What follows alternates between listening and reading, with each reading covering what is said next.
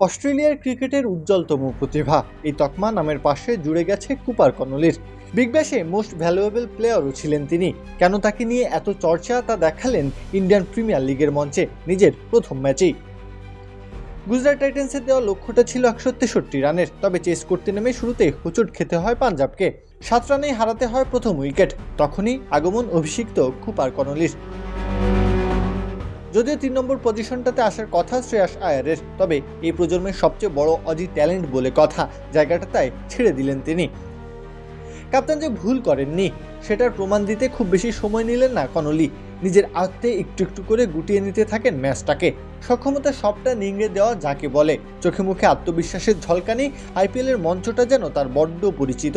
দেখে বোঝার উপায় নেই 22 বছরের ছোকরা প্রথমবার এসেছে এ তল্লাটে।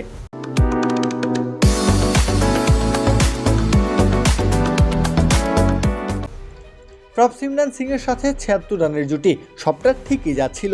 তবে 110 থেকে 118 এর মাঝে 4 উইকেট হারিয়ে বসে পাঞ্জাব। নিজের চোখের সামনে সাজানো সংসার ভেঙে যাওয়ার ব্যথা অনুভব করেছেন। তবে পরিবারের কনিষ্ঠ সদস্য হয়েই দায়িত্ব কাঁধে তুলে নিয়েছেন।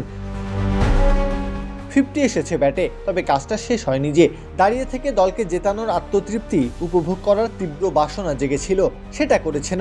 44 বলে 72 রানের হার নামানো ইনিংস এসেছে ব্যাট থেকে। বুঝিয়ে দিয়েছেন কেন তাকে নিয়ে ক্রিকেট পাড়ায় এত চর্চা।